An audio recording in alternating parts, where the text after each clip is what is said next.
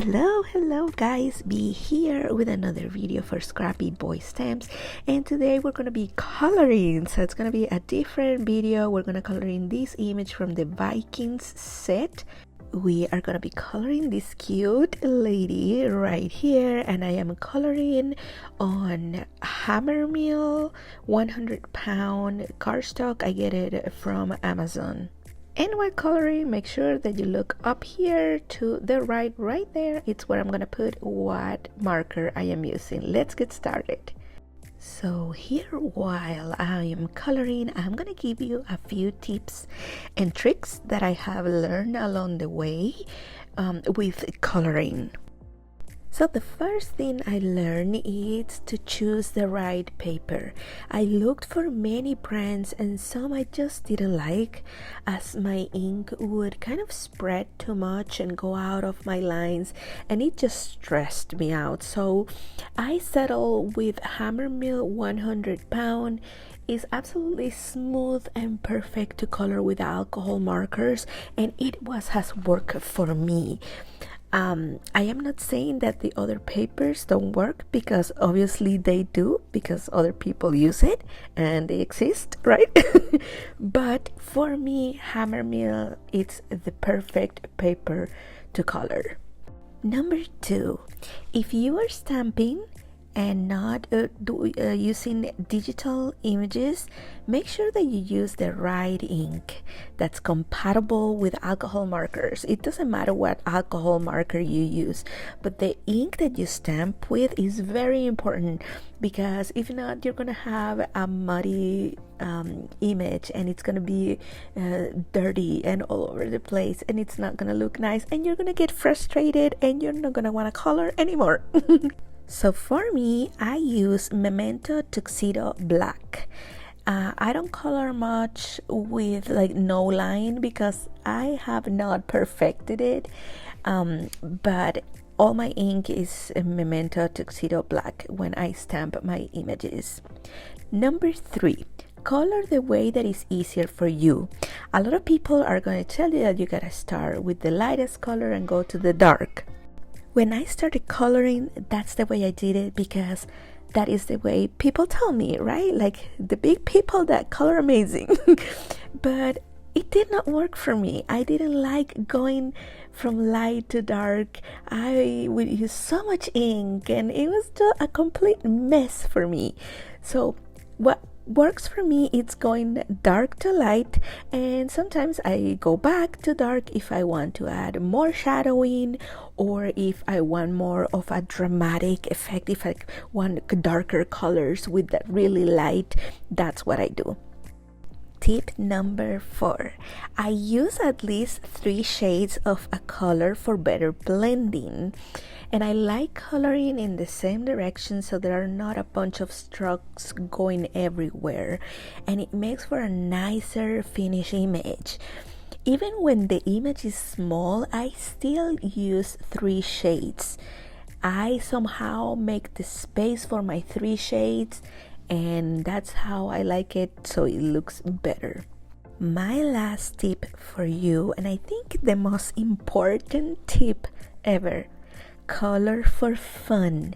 When I started, I would worry so much about light source. Where is my light coming from?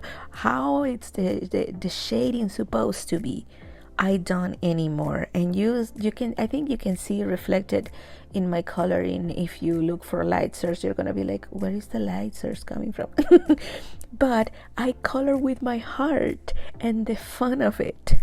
I relax so much when I color, and as I do so, my coloring has gotten better and better. I mean, I still have a long way to go, but I certainly have improved so much from my first cards to the way I color now. Now let's go ahead and finish coloring, and then we will put together our card. I'll see you then.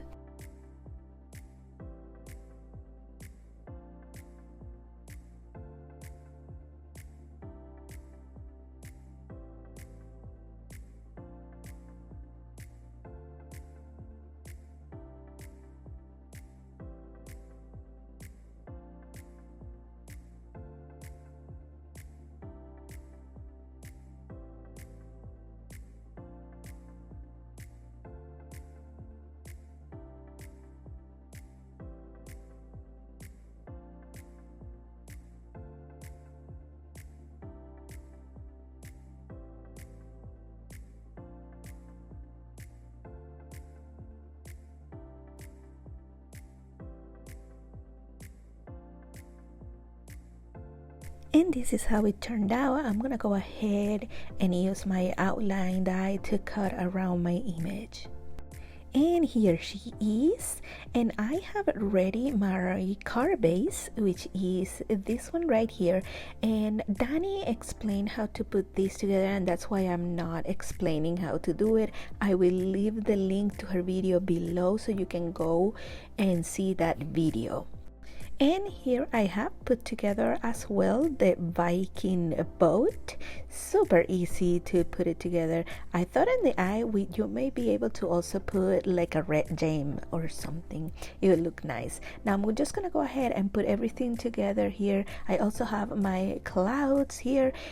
Everything that I have used is linked below so you can get it as well. And if you make this card, make sure that you post it in the Scrappy Boy Facebook group so I can see your creation. Now let's put this together and I'll see you at the end.